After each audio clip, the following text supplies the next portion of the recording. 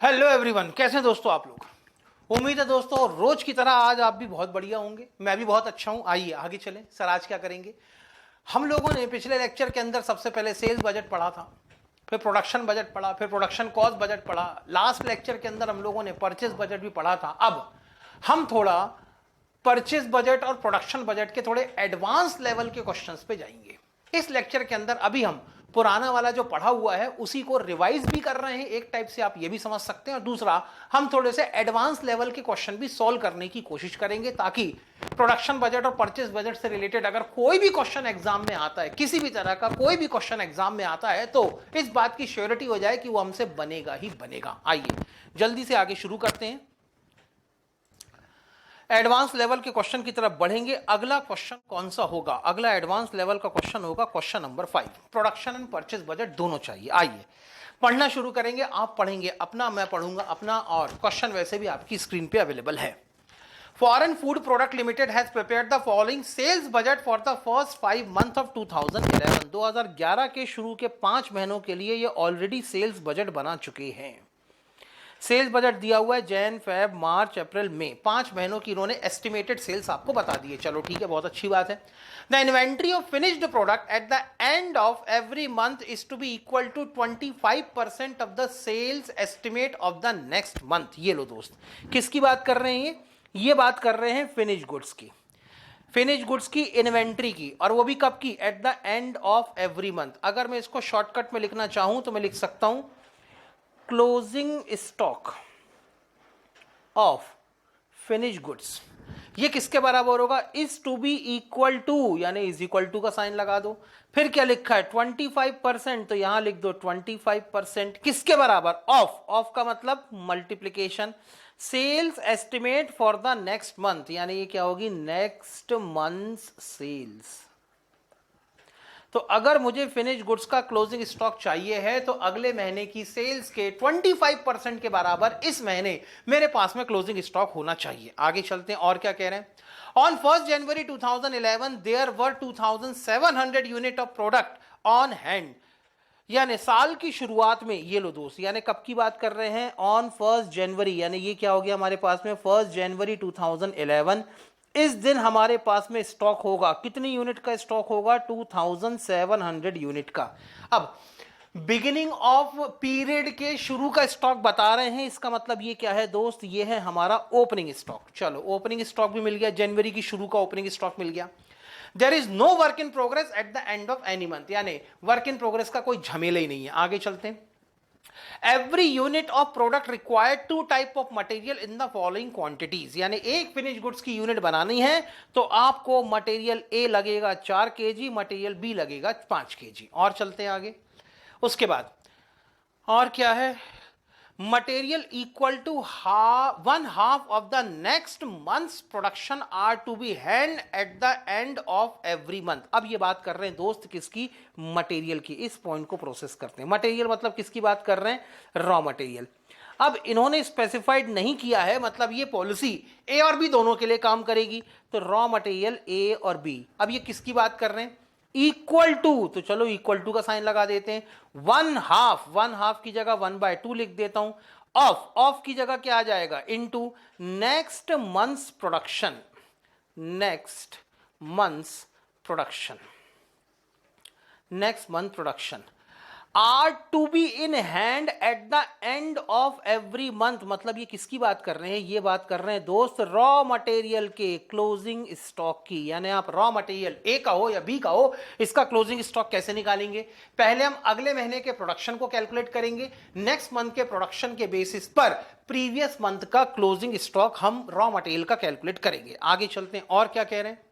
Material budgeted price for the purchase of material are. लो दोस्त, पहला क्वेश्चन आया जिसमें रॉ मटेरियल की प्राइस भी दी हुई है। ये कह रहे हैं मटेरियल ए खरीदने जाओगे अगले साल अगले पीरियड में, तो मटेरियल ए 3 रुपए पर केजी के हिसाब से बिकेगा और मटेरियल बी 2 रुपए पर केजी के हिसाब से आपको खरीदना पड़ेगा। क्या मांग रहे हैं, पढ़ो। Prepare the material budget for the first quarter of 2011। First quarter का मतलब शुरू के 3 महीने, शुरू के 3 महीने का मतलब, शुरू के 3 महीने का मतलब होता है दोस्त जनवरी, फरवरी और मार्च। शुरू के 3 महीनों के लिए ये मटेरियल परचेज बजट मांग रहे हैं इन लॉजिकल फॉर्म। लोल, ना तो डिटेल्ड लिखा ना तो समराइज्ड लिखा, इन्होंने लिख दिया लॉजिकल फॉर्म, यानी जैसा लॉजिक आपको लगाना हो लगाओ, अपने हिसाब से फॉर्मेट बना के प्रेजेंट करो। From showing the quantity of each type of material to be purchased, यानी क्वांटिटेटिव बेसिस पर रॉ मटेरियल परचेज बजट तो बनाना ही बनाना है कि कितनी क्वांटिटी हमने खरीदनी है और क्या करना है उसके बाद। और उसके बाद कह रहे हैं to be purchased every month, also prepare a purchase budget, also prepare a purchase budget। इसका मतलब ये कह रहे हैं कि मॉनेटरी टर्म में भी परचेज बजट बना के बताओ, यानी पहले क्वांटिटी भी कैलकुलेट करनी है, फिर उसके प्राइस से मल्टीप्लाई करके आपको हर महीने कितनी क्वांटिटी, कितने रुपए की रॉ मटेरियल खरीदनी पड़ेगी वो भी कैलकुलेट करके बताना है। तो लगभग हमने अभी तक जितना पढ़ा है वो सारी की सारी बातें इस क्वेश्चन के अंदर कवर हो जाती हैं। आइए जल्दी से बजट बनाना शुरू करें। क्वेश्चन थोड़ा सा बड़ा होगा इसलिए थोड़ा सा स्पीड में काम करेंगे, ठीक है सर, कर लेंगे, उसमें क्या है, एक ही बात है। सॉल्यूशन, सॉल्यूशन नंबर आएगा दोस्त 5। सबसे पहले क्या बनाना पड़ेगा, मटेरियल परचेज बजट बनाने के पहले तो एक प्रोडक्शन बजट बनाना पड़ेगा कि हमें हर महीने कितना प्रोडक्शन करना है। बजट कब से कब तक के लिए बन रहा है, बजट हम बना रहे हैं अगले साल के फर्स्ट क्वार्टर के लिए, यानी अगले साल के सिर्फ शुरू के 3 महीनों के लिए हम बजट बना रहे हैं। तो लिखेंगे यहां पर प्रोडक्शन बजट। सबसे पहले तो बनाएंगे प्रोडक्शन बजट, हेडिंग में लिखेंगे प्रोडक्शन बजट। प्रोडक्शन बजट कब से कब तक के लिए, for the period from January 1st 2011 to 31st March 2011। ठीक, हम शुरू के 3 महीनों के लिए यहां पे परचेज बजट बना रहे हैं। अब चाहो तो आप फर्स्ट क्वार्टर भी लिख सकते हो, जैसा भी लिखना चाहे, मैंने डेट वाइज लिख दिया। आगे चलें। Yes sir. सर सबसे पहले क्या निकालेंगे, सबसे पहले प्रोडक्शन निकालेंगे। अब प्रोडक्शन के लिए क्या करेंगे भाई, सीधी बात है, 3 महीनों के लिए प्रोडक्शन निकालना है तो 3 महीनों के लिए 3 कॉलम, एक कॉलम टोटल के लिए रख लो और एक कॉलम पर्टिकुलर के लिए रख लो। ठीक है सर, चलो एक कॉलम रख लिया दोस्त मैंने टोटल के लिए, 3 महीनों के लिए 1 2 3 कॉलम और एक कॉलम रख लिया मैंने पर्टिकुलर के लिए। चलेगा इतना? यस सर बिल्कुल चलेगा। ये लो पर्टिकुलर। अब 3 महीनों में कौन कौन से महीने, सर सबसे पहले तो आएगा जैन 2011, फेब 2011, फेब 2011, फिर आएगा दोस्त मार्च 2011 और आखिरी में आएगा दोस्त टोटल। शुरू करें। Yes sir. कितना प्रोडक्शन करना है, कैसे निकालते थे सर, कितना प्रोडक्शन करना है सर, सबसे पहले हम ना सेल्स लेते थे, एस्टिमेटेड सेल्स, इसमें ऐड करते थे डिजायर्ड क्लोजिंग स्टॉक और इसमें से माइनस करते थे एस्टिमेटेड ओपनिंग स्टॉक। ठीक है, वहीं से काम शुरू करते हैं। पॉइंट नंबर ए, सबसे पहले मुझे क्या चाहिए, एस्टिमेटेड सेल्स। कहां से मिलेगा सर, क्वेश्चन बताएगा, क्वेश्चन बताएगा तो ब्रैकेट में लिख दो गिवन। आओ हम अपने सवाल से पूछें कि शुरू के 3 महीनों की सेल्स कितनी थी। सर ये कह रहे हैं जनवरी में 10,800 यूनिट बिकेंगी, 10,800 यूनिट। फरवरी में सर 15,600 यूनिट बिकेगी। मार्च में सर 12,200 यूनिट बिकेगी। यानी टोटल अगर मैं देखना चाहूं तो कितनी यूनिट बिकेगी sir, total 10,800 plus 15,600 plus 12,200, 38,600 unit बिकने की उम्मीद है। ठीक, 38,600 यूनिट बिकने की, 38,600 यूनिट। अब क्या करना है सर, इसी में ऐड करना है ओपनिंग स्टॉक, सॉरी इसी में ऐड करना है desired closing stock, desired closing stock. क्या हमारे पास में फिनिश गुड्स का क्लोजिंग स्टॉक सीधे सीधे दिया हुआ है? नहीं सर, बिल्कुल नहीं दिया। इन्होंने तो बताया है कि आप किसी भी महीने का क्लोजिंग स्टॉक कैसे निकालेंगे। इन्होंने क्या रखा है, जो अगले महीने की सेल्स होगी उसका 25% हमारे पास में फिनिश गुड्स का क्लोजिंग स्टॉक होना चाहिए। तो यहीं पे लिख देते हैं इसी के नीचे, at the rate of 25% of next month sales, next month's sales. Working यहीं पे करके दिखा दो, ठीक है। इससे होगा ये कि वर्किंग नोट बार बार वर्किंग नोट लिखने का टाइम बचेगा, ठीक है सर। मुझे जनवरी के लिए क्लोजिंग स्टॉक निकालना है, तो अगले महीने, अगला महीना कौन सा, फरवरी। फरवरी की सेल्स का 25%, तो मुझे 25% निकालना पड़ेगा 15,600 यूनिट का। बोलो 15,600 यूनिट का 25% कितना सर, ये हो गया हमारे लिए 3,900 यूनिट, ठीक है सर। आगे चलते हैं।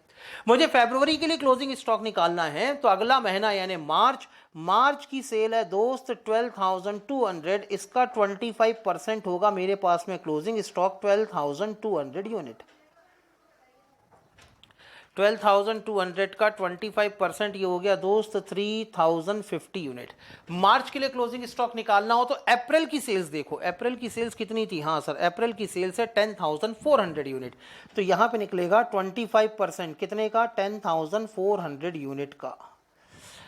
10,400 का 25% ये हो गया दोस्त 2,600 यूनिट। इतना क्लोजिंग स्टॉक हमारे पास में होना चाहिए। आगे चले, यस सर। चलो क्लोजिंग स्टॉक को ऐड करवा दो पहले, फिर इसमें से माइनस करेंगे ओपनिंग स्टॉक, ठीक है सर। ऐड करते हैं, 10,800 plus 3,900 is equal to 14,700, 15,600 plus 3,050 18,650, 12,200 plus 2,600 17,850। अब क्या करेंगे सर, इसमें से लेस करेंगे estimated opening stock, estimated opening stock. अब ओपनिंग स्टॉक कितना होगा, जनवरी के लिए ओपनिंग स्टॉक निकालने के लिए मुझे पिछले साल दिसंबर की सेल्स चाहिए, या जनवरी में ऐसा भी हो सकता है कि भाई दिसंबर का जो क्लोजिंग स्टॉक होगा वही जनवरी का ओपनिंग स्टॉक होना चाहिए। फिर हम देखते हैं कि भाई जनवरी की सेल्स कितनी है, 10,800, 10,800 का 25%, दिसंबर का क्लोजिंग स्टॉक रहा होगा 2,700 यूनिट का। अगर कोई इंफॉर्मेशन नहीं होती तब मैं कहता जनवरी का ओपनिंग स्टॉक होगा 2,700 यूनिट का। लेकिन इस बार क्वेश्चन में लिखा है, क्या लिखा है, साल की शुरुआत में, मतलब कब साल के शुरुआत में on 1 January 2011 there were 2,700 unit of product on hand, यानी फिनिश गुड्स की 2,700 यूनिट हमारे पास स्टॉक में थी। अब क्वेश्चन में जो दिया होगा वही हमारे लिए भगवान, ठीक है। नहीं दिया होता तो फिर कैलकुलेट करके निकालते। तो एस्टिमेटेड ओपनिंग स्टॉक यहां पे 2,700 यूनिट माइनस होगा, और ये क्वेश्चन के अंदर गिवन है तो यहां पे लिख दो गिवन, ठीक। आगे चलते हैं। उसके बाद फरवरी में ओपनिंग स्टॉक कितना होगा सर, जो जनवरी का क्लोजिंग वो फरवरी का ओपनिंग। जनवरी का क्लोजिंग स्टॉक है 3,900, तो यहां पर ओपनिंग स्टॉक होगा 3,900 यूनिट। मार्च के लिए ओपनिंग स्टॉक होगा 3,050 यूनिट। ये लो दोस्त, ये मिल गए सारे ओपनिंग स्टॉक। इसको माइनस कर दो तो पता चलेगा कि हमें कितना प्रोडक्शन करना है, ठीक है। तो लिखेंगे point number D, estimated production, estimated production 14,700 minus 2,700 is equal to 12,000 unit. 18,650 minus 3,900 14,750. 17,850 minus 3,050 हो जाएगा 14,800।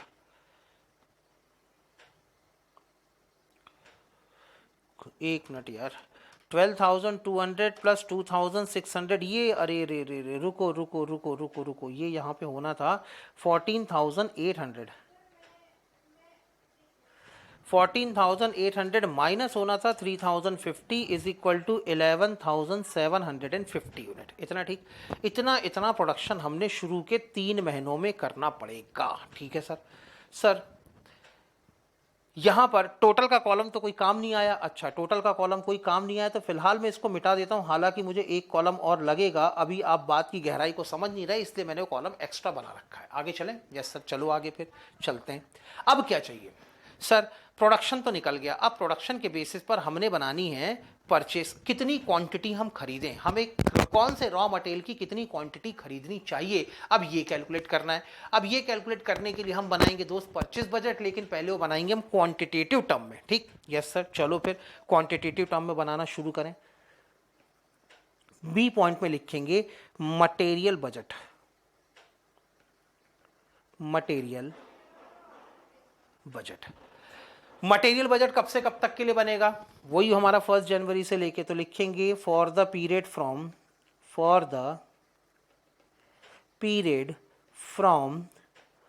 1 जनवरी 2011 टू 31 मार्च 2011, इतने पीरियड के लिए हम परचेज बजट बना रहे हैं।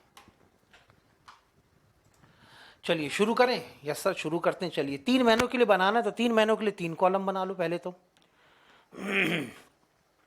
ये हो गया दोस्त मार्च के लिए, ये हो गया फरवरी के लिए, ये हो गया जनवरी के लिए, और एक कॉलम पर्टिकुलर। सर इतने बड़े बड़े कॉलम क्यों बनाए हैं वो भी बताता हूँ दोस्त। इतने बड़े बड़े कॉलम बनाने का कारण ये है कि मुझे मटेरियल ए और मटेरियल बी दोनों के लिए परचेज बजट बनाना है। तो जनवरी का जो परचेज बजट होगा वो ए और बी 2 पार्ट में डिवाइड होगा, raw material A, raw material B, raw material A, raw material B.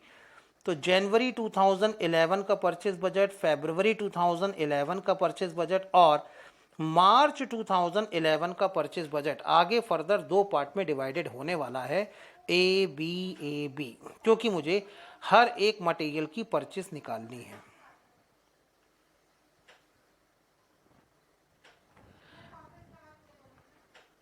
ये होगा दोस्त particular.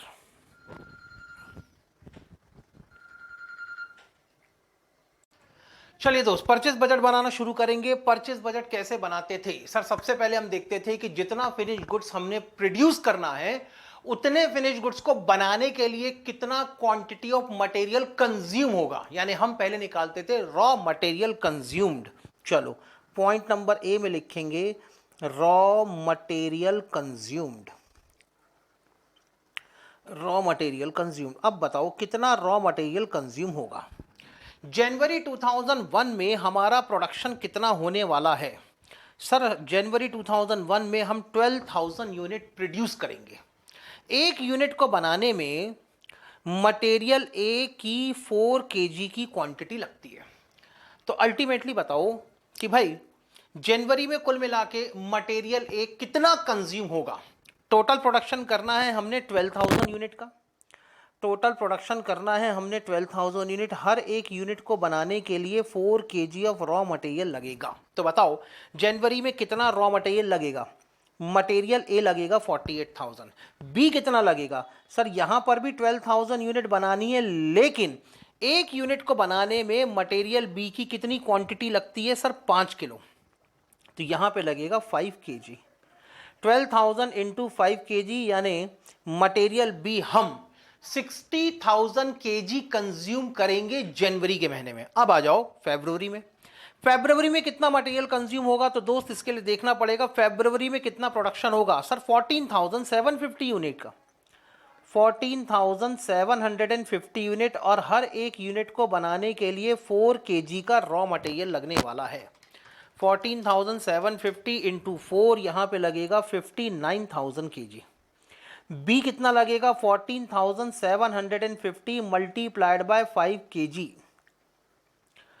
14,750 into 5 is equal to 73,750 kg raw material लग जाएगा। आगे चलते हैं। मार्च में हम 11,750 यूनिट का प्रोडक्शन करने वाले हैं। 11,750 यूनिट मटेरियल ए लगेगा हर एक यूनिट को बनाने में 4 kg। 11,740 इंटू 4 ये हो जाएगा दोस्त 47,000 kg। Material B 11,750 into 5 kg, 11,750 into 5 kg ये लग जाएगा 58,750 यूनिट kg। इतना रॉ मटेरियल हम कंज्यूम करने वाले हैं, लेकिन हमने कंजम्पशन थोड़ा निकालना, हमने तो परचेस निकालनी है। अब परचेस के लिए क्या करेंगे भाई? इतना तो कंजम्पशन के लिए खरीदना पड़ेगा, ये बात तो पक्की है। अब जितना क्लोजिंग स्टॉक भी मेंटेन करना है उतना रॉ मटेरियल भी खरीदना पड़ेगा। तो अब इसी में ऐड करना पड़ेगा डिजायर्ड क्लोजिंग स्टॉक। लिखेंगे पॉइंट नंबर बी में ऐड डिजायर्ड क्लोजिंग स्टॉक। हम कितना स्टॉक मेंटेन करना चाहते हैं? सवाल से पूछो हम कितना स्टॉक मेंटेन करना चाहते हैं। आओ सवाल से पूछते हैं। सवाल क्या कह रहा है? रॉ मटेरियल का क्लोजिंग स्टॉक कितना मेंटेन करने चाहते हैं, उसके लिए हमने शॉर्टकट बनाया था half of next month's production. जितना हम अगले महीने प्रोडक्शन करने वाले हैं या जितना हम अगले महीने प्रोडक्शन में रॉ मटेरियल कंज्यूम करने वाले हैं उसका आधा हमें इस महीने क्लोजिंग स्टॉक के नाम पे अपने पास में रखना पड़ेगा। ओके, अगर मैं जनवरी की बात करूं तो पहले मुझे फरवरी को देखना पड़ेगा। फरवरी में हम कितना रॉ मटेरियल कंज्यूम करने वाले हैं? 59,000। तो 59,000 का हाफ मुझे जनवरी के आखिरी में रॉ मटेरियल ए का क्लोजिंग स्टॉक मेंटेन करना पड़ेगा। तो यहां का क्लोजिंग स्टॉक हो जाएगा दोस्त 59,000 का हाफ। 59,000 का हाफ ये हो गया 29,500 यूनिट। मटेरियल बी का मुझे क्लोजिंग स्टॉक कितना चाहिए? तो मुझे देखना पड़ेगा मैं फरवरी के महीने में कितना मटेरियल बी कंज्यूम करने वाला हूं। मैं फरवरी के महीने में 73,750 यूनिट का रॉ मटेरियल कंज्यूम करने वाला हूं। 73,750, इसका आधा मुझे स्टॉक में मेंटेन करना पड़ेगा। 73,750 डिवाइडेड बाय 2 ये हो जाएगा दोस्त 36,875 यूनिट का क्लोजिंग स्टॉक मेंटेन करना पड़ेगा। ये तो हो गया जनवरी 2011 का क्लोजिंग स्टॉक। अब मुझे क्लोजिंग स्टॉक निकालना है फरवरी 2011 का। अब फरवरी 2011 के लिए कैसे काम करेंगे? बिल्कुल वैसे ही काम करेंगे जैसे जनवरी में किया था। फरवरी में मटेरियल ए का अगर मुझे क्लोजिंग स्टॉक निकालना है तो मुझे मार्च में मटेरियल ए की कंजम्पशन देखनी पड़ेगी। मार्च में मैं 47,000 यूनिट का मटेरियल कंज्यूम करने वाला हूं। इसका मतलब फरवरी में मुझे इसका आधा अपने पास में क्लोजिंग स्टॉक मेंटेन करना पड़ेगा। 47,000 का हाफ ये होगा दोस्त 23,500 यूनिट।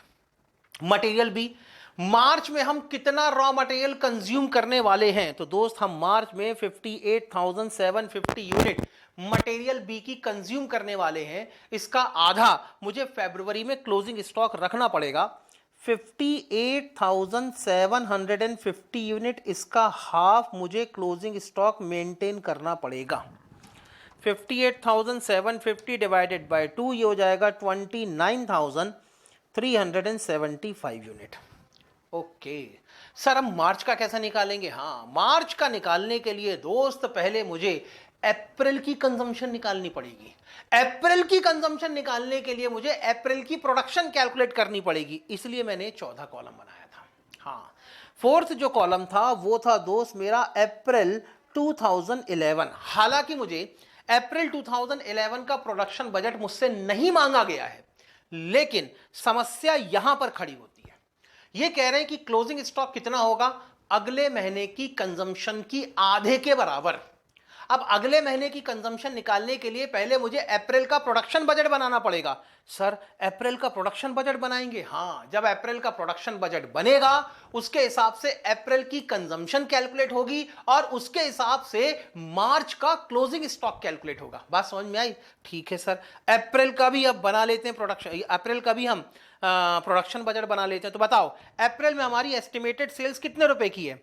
सर, अप्रैल में हमारी एस्टिमेटेड सेल्स है 10,400 यूनिट की। उसके बाद बताओ अप्रैल में मुझे कितना क्लोजिंग स्टॉक मेंटेन करना पड़ेगा? प्रोडक्शन के साथ में क्या था? प्रोडक्शन के साथ में था कि फिनिश गुड्स का क्लोजिंग स्टॉक आपको इतनी क्वांटिटी का मेंटेन करना पड़ेगा जो अगले महीने की सेल्स का 25% के बराबर हो।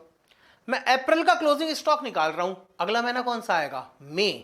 मई में हम कितनी यूनिट बेचने वाले हैं? सर, मई में हम 9,800 यूनिट बेचने वाले हैं। मई में हम 9,800 यूनिट बेचने वाले हैं। इसका 25% क्लोजिंग स्टॉक मुझे अप्रैल में मेंटेन करना पड़ेगा। 9,800 इंटू 25% ये हो जाएगा 2,450 यूनिट। इसका मतलब 10,400 प्लस 2,450 ये हो जाएगा 12,850 यूनिट ओपनिंग स्टॉक। जो प्रीवियस मंथ का क्लोजिंग स्टॉक है वो इस मंथ का ओपनिंग स्टॉक। प्रीवियस मंथ का क्लोजिंग स्टॉक है 2,600 यूनिट। ये अगर मैं माइनस कर दूं तो ये निकल आएगा अप्रैल में मेरा एस्टिमेटेड प्रोडक्शन 12,850 माइनस 2,600 10,250 यूनिट का मुझे अप्रैल में एस्टिमेटेड प्रोडक्शन करना है फिनिश गुड्स का। इतना ठीक। अब आगे चलते हैं। लेकिन हमें निकालना क्या था सर, हमें तो मार्च में रॉ मटेरियल ए का क्लोजिंग स्टॉक निकालना है। ये कितना होगा, अप्रैल में जितना रॉ मटेरियल ए हम कंज्यूम करने वाले हैं उसका 50%। कितना कंज्यूम करने वाले हैं सर, अप्रैल में प्रोडक्शन करेंगे हम 10,250 यूनिट का। इसका प्रोडक्शन करने के लिए रॉ मटेरियल ए कितना लगेगा सर, 4 kg लगेगा, और इसका हमें हाफ क्लोजिंग स्टॉक मेंटेन करना है। तो हो जाएगा 10,250 इंटू 4 डिवाइडेड बाय 2, यानी यहां पे क्लोजिंग स्टॉक मेंटेन होगा 20,500 यूनिट। बी का क्लोजिंग स्टॉक कितना होना चाहिए, उसके लिए मुझे देखना पड़ेगा कि अप्रैल में मटेरियल बी को मैं कितनी क्वांटिटी कंज्यूम करूं। इसके लिए मुझे देखना पड़ेगा अप्रैल में प्रोडक्शन कितना सर, 10,250 यूनिट। इतना प्रोडक्शन करने के लिए मेरा रॉ मटेरियल बी कितना कंज्यूम होगा सर, हर एक यूनिट को बनाने में 5 kg का रॉ मटेरियल कंज्यूम होता है। तो अगर मल्टीप्लाई कर दूं तो मेरी ये अप्रैल की मटेरियल बी की कंजम्पशन निकलेगी। इसका आधा मुझे क्लोजिंग स्टॉक के नाम पे मेंटेन करना है, 10,250 into 5 kg into 1/2। 10,250 into 5 divided by 2 is equal to 25,625। इतना क्लियर? Yes sir clear. चलो इतना तो एक बार ऐड कर लेते हैं, फिर इसमें से ओपनिंग स्टॉक और माइनस कर देंगे, तो इससे निकल आएगा फिलहाल purchase 48,000 plus 29,500 is equal to 77,500। 60,000 plus 36,875 is equal to 96,875। 59,000 plus 23,500 ये हो जाएगा 83,500। 73,750 प्लस 29375 ये हो जाएगा दोस्त 1,03,125। 47,000 plus 20,500 is equal to 67,500। 58,750 plus 25,625 is equal to 84,375। इतना दोस्त अभी तक हो गया। अब क्या करना है सर, इसमें से अब लेस करना है एस्टिमेटेड ओपनिंग स्टॉक। अब एस्टिमेटेड ओपनिंग स्टॉक कितना होगा, तो आओ दोस्त ये भी पता करते हैं एस्टिमेटेड ओपनिंग स्टॉक कितना होगा। ओपनिंग स्टॉक के बारे में कहीं कुछ लिखा है क्या सर? देखो पिछले महीने का जो क्लोजिंग स्टॉक होगा वही इस महीने का ओपनिंग स्टॉक होगा। मैंने कहा ठीक है, जनवरी की बात करते हैं। जनवरी में ओपनिंग स्टॉक कितने रुपए का था, कहीं दिया है? Opening stock opening stock opening stock के बारे में, अरे सर क्वेश्चन तो ओपनिंग स्टॉक के बारे में पूरा का पूरा साइलेंट है। इन्होंने फिनिश गुड्स का ओपनिंग स्टॉक दिया था, बस इन्होंने फिनिश गुड्स का ओपनिंग स्टॉक दिया था 2700 यूनिट का। 2700 यूनिट का ओपनिंग स्टॉक है, लेकिन ये फिनिश गुड्स का है। मुझे तो रॉ मटेरियल का ओपनिंग स्टॉक चाहिए। अब ये मैं कैसे निकालूं? क्वेश्चन में क्योंकि दिया नहीं है तो हम अपनी मैथमेटिकल कैलकुलेशन करेंगे। मुझे चाहिए है दिसंबर का क्लोजिंग स्टॉक मटेरियल ए का। मटेरियल ए का दिसंबर का क्लोजिंग स्टॉक कैसे निकला होगा? दिसंबर में क्लोजिंग स्टॉक निकालते समय हमने क्या किया होगा, अगले महीने हम जितना रॉ मटेरियल कंज्यूम करने वाले हैं उसका आधा दिसंबर में क्लोजिंग स्टॉक रहा होगा, और वही जनवरी का ओपनिंग स्टॉक बनेगा। तो हम जनवरी में कितना रॉ मटेरियल ए कंज्यूम करने वाले थे सर? 48,000। इसका आधा दिसंबर में क्लोजिंग स्टॉक रहा होगा और यही जनवरी में ओपनिंग स्टॉक बन जाएगा। तो ये कितना हो गया? 24,000 यूनिट। ये होगा यहां से माइनस। बी के साथ में क्या होगा? बिल्कुल यही होगा। दिसंबर का क्लोजिंग स्टॉक किस तरीके से एस्टिमेट किया गया होगा? जनवरी में हम मटेरियल बी की जितनी क्वांटिटी कंज्यूम करने वाले हैं उतनी क्वांटिटी के आधे के बराबर हमने अपना opening stock maintain, closing stock maintain किया होगा।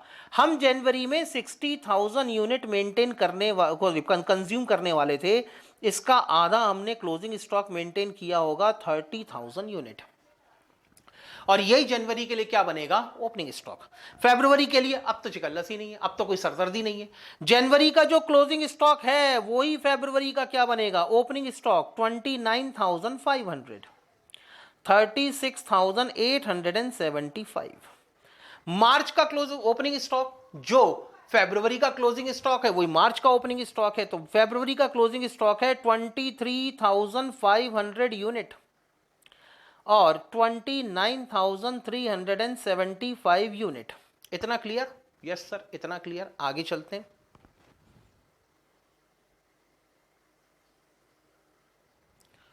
अब यहां पे कैलकुलेट होगा raw material purchase quantity budget. चलो 77,500 minus 24,000 is equal to 53,500 unit या 53,500 केजी।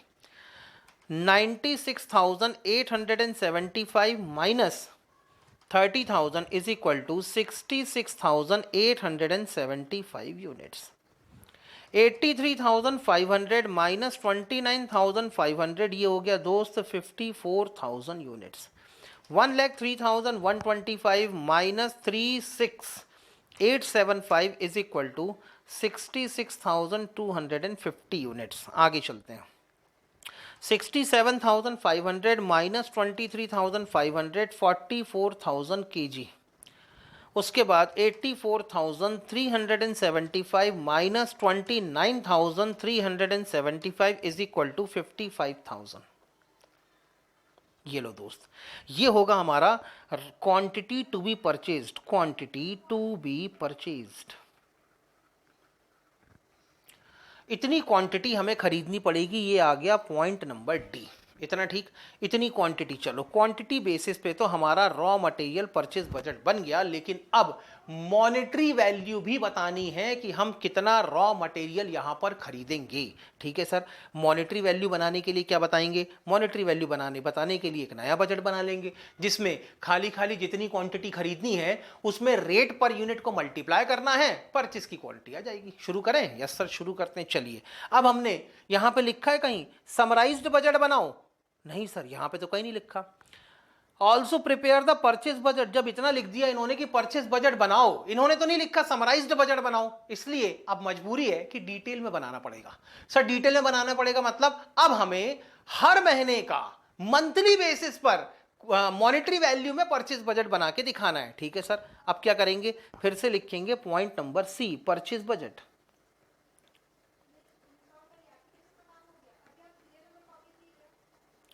परचेज बजट, ठीक। फिर वही यहां पे बात आएगी, तीन अलग अलग महीनों के लिए तीन अलग अलग तरीके से बजट बना के दिखाना है, या तीन अलग अलग महीनों के लिए हमने क्वांटिटी के बेसिस पे बजट बना के दिखाना है। तो जल्दी से पहले तो तीन कॉलम रखेंगे और एक कॉलम रखेंगे पर्टिकुलर का। ठीक, एक कॉलम रख देते हैं दोस्त टोटल का, क्योंकि आखिरी में टोटल करके भी दिखानी है। एक कॉलम रहेगा दोस्त मार्च का, एक कॉलम रहेगा फरवरी का, एक कॉलम रहेगा जनवरी का और एक कॉलम पर्टिकुलर। ये लो,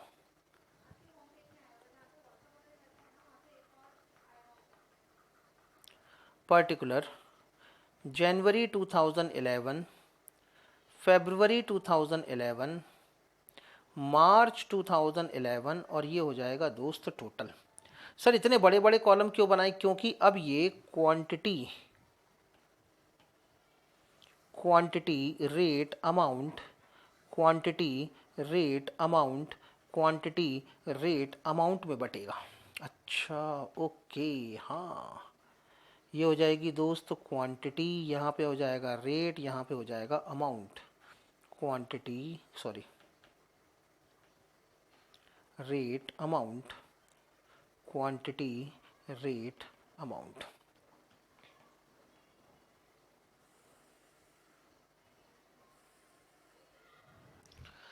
शुरू करें?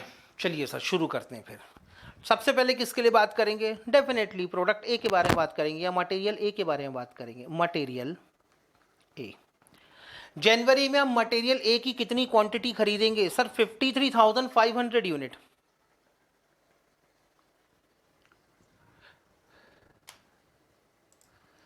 मटेरियल ए हम 53,500 केजी खरीदेंगे। बताओ इसमें रेट कितना लगेगा? सर ये कह रहे हैं मटेरियल ए खरीदने जाओ तो 3 रुपए पर केजी का रेट लगता है, तो यहां पर होगा रेट 3 रुपए पर केजी। 53,500 इंटू 3, ये हो गया 1,60,500। मटेरियल बी, जनवरी में मटेरियल बी की 66,875 यूनिट खरीदने वाले हैं। मटेरियल बी खरीदने जाएंगे तो रेट क्या लगेगा, 2 रुपए, okay, eight the rate of ₹2। 66,875 into 2, ये हो जाएगा 1,33,750 की परचेस। बताओ टोटल परचेस कितने की हो गई। सर टोटल परचेस हो गई यहाँ पर प्लस 1,60,500 इज इक्वल टू 2,94,250, यानी जनवरी में ए और बी दोनों को मिलाकर हम 2,94,250 यूनिट का रॉ मटेरियल परचेस करेंगे। फरवरी में आ जाऊं, यस सर आ जाओ। फरवरी में हम ए खरीदने वाले हैं 54,000 यूनिट, फरवरी में बी खरीदने वाले हैं 66,250 यूनिट, मार्च में हम ए खरीदने वाले हैं 44,000 यूनिट, मार्च में हम बी खरीदने वाले हैं 55,000 यूनिट। रेट क्या क्या लगेगा, तो भाई रेट लगेगा यहां पर 3 रुपए, यहां पे 2 रुपए, यहां पे 3 रुपए, यहां पे 2 रुपए, बस मल्टीप्लाई करते जाओ, कहानी खत्म। 54,000 इंटू 3, ये हो गया दोस्त 1,62,000। 66,250 इंटू 2, ये हो गया दोस्त 1,32,500। दोनों का टोटल कर दो 1,62,000 प्लस 1,32,500, ये हो गया दोस्त 2,94,500। वैसे ही फरवरी में हम खरीदेंगे 44,000 यूनिट, ये हो जाएगा 1,32,000 की परचेस। फिर उसके बाद हम 55,000 यूनिट खरीदेंगे एट द रेट ऑफ ₹2, ये हो जाएगी 1,10,000 की परचेस। टोटल परचेस हो गई दोस्त यहां पर 2,42,000 की परचेस, ये लो। इतना ठीक, यस सर ठीक। अब लगे हाथों कुल मिला के इन 3 महीनों में मटेरियल एक कितने रुपए का खरीदा जाएगा वो भी कैलकुलेट करके बता दो। 1,60,000, 1,60,500 plus 1,62,000 plus 1,32,000 is equal to 4,54,500। उसके बाद 1,33,750 plus 1,32,500 plus 1,10,000 is equal to 3,76,250 plus 4,54,500, तो ये हो गया दोस्त 8,30,750। ये जो टोटल का कॉलम बनाया है, ये टोटल का कॉलम, अब ऐसा लिख मत देना, मैं इसे समझाने के लिए लिख रहा हूं। ये जो टोटल का कॉलम है, ये टोटल का कॉलम एक टाइप से एक समरी है कि हम पूरे 3 महीनों में 4,54,500 का रॉ मटेरियल ए परचेस करेंगे और पूरे 3 महीनों में फर्स्ट क्वार्टर में 3,76,250 का रॉ मटेरियल बी परचेस करेंगे। हां, अगर क्वेश्चन के अंदर लिखा होता समराइज्ड बजट, तब मैं इन 3 कॉलम को नहीं बनाता। कहां से कहां तक, ठीक है, मैं यहां से लेके यहां तक, ये फिर 3 कॉलम में नहीं बनाता। समराइज्ड बजट के नाम पे मैं सिर्फ टोटल के कॉलम को बनाता और इन फिगर्स को निकालने के लिए जितने वर्किंग नोट की जरूरत है वो मैं वर्किंग नोट में करके कहानी खत्म कर देता। लेकिन क्वेश्चन में इस बार ऐसा लिखा नहीं है कि समराइज्ड बजट बनाए, इसलिए मेरी मजबूरी थी डिटेल में बजट बनाना। ठीक, इतना, यस सर ठीक है। चलो फिर अगर किसी का कुछ छूटा होगा तो जल्दी से फटाफट लिखेंगे। सबसे पहले हमने बनाया था प्रोडक्शन बजट। हर एक बजट के लिए मैं आपको 30 सेकंड का समय दूंगा। आपका समय शुरू होता है अब।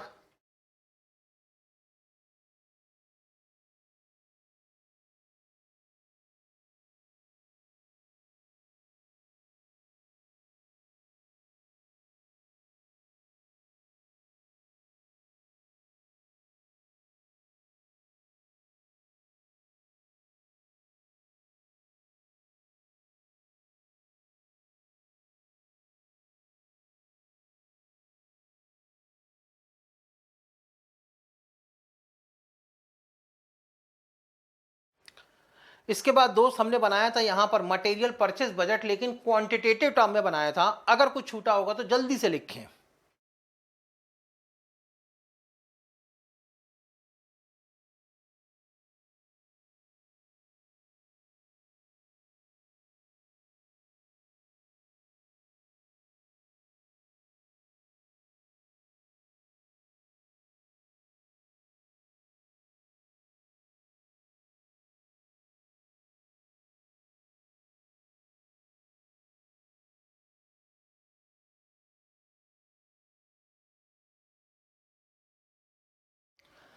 इसके बाद दोस्त हमने ये परचेज बजट बनाया था मॉनेटरी टर्म में कि हम कितने रुपए का रॉ मटेरियल खरीदेंगे, जिसका भी छूटा होगा फट।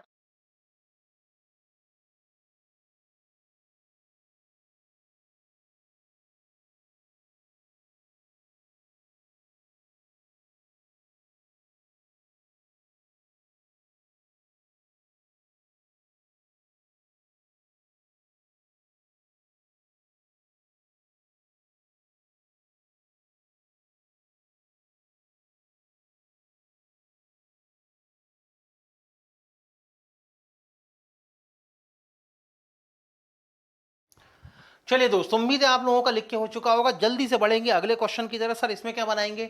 इसमें भी प्रोडक्शन और परचेज बजट ही बनाएंगे। बस ये आखिरी क्वेश्चन है प्रोडक्शन एंड परचेज बजट का। इतने क्वेश्चन को करने के बाद आप अपने आप को पूरी तरह से कॉन्फिडेंट फील कर सकते हैं कि एग्जाम में अगर प्रोडक्शन या परचेज बजट से रिलेटेड कोई भी आड़ा तिरछा, कम ज्यादा, ऊपर नीचे कोई भी क्वेश्चन आ गया तो बनना ही बनना है। शुरू करें? यस सर, शुरू करो। चलो अगले क्वेश्चन पे आएंगे, क्वेश्चन नंबर 6। क्वेश्चन नंबर 6 कहां है? ये रहा क्वेश्चन नंबर 6। जल्दी से पढ़ेंगे। The following are the estimated sales of the company for the 8 month ending on 30th November 2011। अप्रैल मई जून जुलाई अगस्त सितंबर, इसके बाद कहाँ है? हाँ ये है अक्टूबर नवंबर। As a matter of policy, company maintain the closing stock of finished goods and raw material as follows. Finished goods 50% of the estimated sales of the next month। कोई नई बात नहीं, अगले महीने की जितनी सेल्स होगी उसके 50% के बराबर का क्लोजिंग स्टॉक हमने इस महीने रखना है। रॉ मटेरियल के लिए कह रहे हैं estimated consumption of the next month, अगले महीने का जो कंजम्पशन होगा उसका आधा, जो कि हमने पिछले क्वेश्चन के अंदर प्रोसेस किया है। आगे चलते हैं। Every unit of production required 2 kg of raw material costing ₹5 per kg। ठीक, रॉ मटेरियल इनका एक ही टाइप का लगने वाला है। इस बार क्वेश्चन के अंदर सहूलियत यह है कि ए और बी दो टाइप के रॉ मटेरियल नहीं लगने वाले, एक ही टाइप का रॉ मटेरियल लगने वाला है। और ये कह रहे हैं कि फिनिश गुड्स की एक यूनिट बनाने के लिए रॉ मटेरियल की 2 kg यूनिट लगेगी और यहां पर होगा मटेरियल कॉस्टिंग ₹5 पर केजी। और 1 kg अगर मार्केट के अंदर खरीदने जाओगे तो 5 रुपए किलो के हिसाब से मिलेगा। Prepare production budget in unit, raw material purchase budget in unit and cost of the company for the half year ending 30 सितंबर 2006 की 2011। इसको करो दोस्त, क्वेश्चन के अंदर मिसप्रिंट है, यहां पे 2006 लिखा हुआ है, इसको यहां पे कर लें आप 2011। कहां गया 2011 ऐसा कर लो। इतना ठीक? यस सर ठीक है। आगे चलें? यस सर चलो फिर आगे शुरू करें। चलो सर, लेकिन एक बात समझ में नहीं आई, ये इतनी पुरानी पुरानी डेट क्यों है? दोस्त मैं चाहता तो इन डेट्स को बदल भी सकता था, अभी की रिसेंट की डेट भी डाल सकता था, लेकिन आप जैसा देखेंगे लगभग हर क्वेश्चन एग्जाम में कभी ना कभी आया है। तो एग्जाम में जब भी ये क्वेश्चन आया उस समय ओरिजिनल क्वेश्चन पेपर के अंदर जो डेट लिखी हुई थी उसी डेट को मैंने एज इट इज रखना ही पसंद करा है, इसलिए डेट शायद आपको पुरानी यहां पर दिख सकती है। आगे चलूं?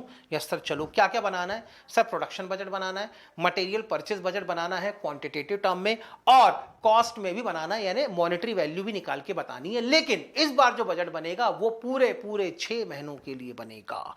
ठीक है सर, 6 महीनों के लिए बजट बनाना है तो क्या करेंगे? बस 6 महीनों के लिए 6 कॉलम, 1 कॉलम पर्टिकुलर, बात खत्म। ओके सर, सॉल्यूशन नंबर क्या आएगा? अरे कौन सा क्वेश्चन था बाबा ये? क्वेश्चन नंबर 6 ही है ना? Question number 6। चलो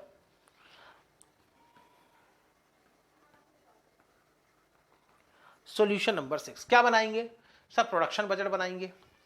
प्रोडक्शन बजट बनाने के साथ साथ यहीं पर रॉ मटेरियल परचेज बजट भी बना लूं? सर बना लो। और यहीं पर रॉ मटेरियल कॉस्ट बजट बना लूं? बना लो। ठीक है, तो लिखते हैं यहां पर सीधे सीधे प्रोडक्शन एंड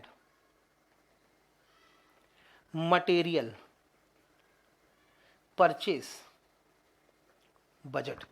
सर तीनों बजट को एक साथ? हाँ दोस्त, अब तीनों बजट को एक साथ बनाएंगे। अब धीरे धीरे आपको यह भी तो सीखना है ना कि अगर समय कम हो तो उस कम समय में हम ज्यादा से ज्यादा चीजों को एक साथ कैसे इनकॉर्पोरेट कर सकते हैं। ठीक है ना? चलो अब एक साथ बनाएंगे। सर कॉलम कितने रखेंगे?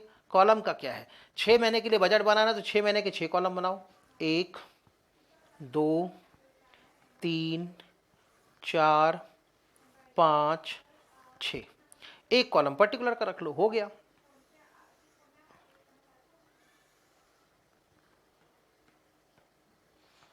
ये कॉलम है दोस्त पर्टिकुलर, सितंबर 2011 के हाफ ईयर एंडिंग के लिए बजट बनाना है, मतलब बजट कब से शुरू होगा? अप्रैल से। अप्रैल 2011, मई 2011, जून 2011, जुलाई 2011, अगस्त 2011 एंड सितंबर 2011। ये लो 6 महीनों के लिए बजट बनने वाला है। पहले क्या निकालना है? प्रोडक्शन। प्रोडक्शन कहां से शुरू करेंगे? एस्टिमेटेड सेल्स से। तो लिखेंगे यहां पे सबसे पहले एस्टिमेटेड सेल्स। बताओ एस्टिमेटेड सेल्स कितनी होने वाली? सर वो तो सवाल बताएगा। ठीक है, अप्रैल में 12,000, 13,000, 9,000, 8,000, 10,000 और 12,000। ठीक है सर, इतनी इतनी हमारी एस्टिमेटेड सेल्स होने वाली है। लिखेंगे जल्दी जल्दी? हाँ सर लिखेंगे। हाँ, मैं अपने क्वेश्चन में से देखते जा रहा हूं, आप भी अपने क्वेश्चन में से देखते जाओ। ठीक है सर, अप्रैल में सेल्स है 12,000 यूनिट, मई में सेल्स है 13,000 यूनिट, जून में सेल्स है हमारी 9,000 यूनिट, जुलाई में हमारी सेल्स है 8,000 यूनिट, अगस्त में हमारी सेल्स है 10,000 यूनिट और सितंबर में हमारी सेल्स है 12,000 यूनिट। अब क्या करना है सर? इसमें ऐड कर दो क्लोजिंग स्टॉक। लिखेंगे यहाँ पे point number B, desired closing stock. Desired closing stock. अब क्लोजिंग स्टॉक कितना मेंटेन करना है? सर फिनिश गुड्स के लिए क्वेश्चन ने क्या रखा है कि अगले महीने की जो सेल्स होगी उसके 50% के बराबर हमारे पास में क्लोजिंग स्टॉक होना चाहिए। 50% of estimated sales of next month. Sir तो अप्रैल में अगर क्लोजिंग स्टॉक निकालना हो तो मई को देखो। मई में हमारी एस्टिमेटेड सेल्स कितनी होने वाली है? 13,000 यूनिट। इसका कितना परसेंट? 50%। कितना हो गया सर? 6,500 यूनिट। मई में निकालना है तो जून की सेल्स देखो। जून की सेल्स है दोस्त 9,000 यूनिट। इसका 50% क्लोजिंग स्टॉक मेंटेन करना है। कितना हो गया? 4,500 यूनिट। जून का क्लोजिंग स्टॉक निकालना है तो जुलाई की सेल्स देखो। 8,000 की सेल्स है, इसका 50% क्लोजिंग स्टॉक मेंटेन करना है तो ये हो जाएगा दोस्त 4,000 यूनिट। अगस्त में जुलाई का क्लोजिंग स्टॉक निकालना है तो अगस्त को देखो। अगस्त की सेल है 10,000 यूनिट, इसका 50% क्लोजिंग स्टॉक होना चाहिए तो ये हो गया दोस्त 5,000 यूनिट। सितंबर में हमारी एस्टिमेटेड सेल्स होने वाली है 12,000 यूनिट, इसका 50% कितना हो गया? बोलो बोलो बोलो सर, 6,000 यूनिट। सर सितंबर का क्लोजिंग स्टॉक कैसे निकालेंगे? सितंबर का क्लोजिंग स्टॉक निकालने के लिए अक्टूबर की सेल्स देखो। अक्टूबर की सेल्स क्वेश्चन में दी हुई है 14,000 यूनिट। अक्टूबर में हम 14,000 यूनिट बेचने वाले हैं, इसका मतलब इसका 50% सितंबर में हमारे पास क्लोजिंग स्टॉक होना चाहिए। ये हो गया दोस्त 7,000 यूनिट।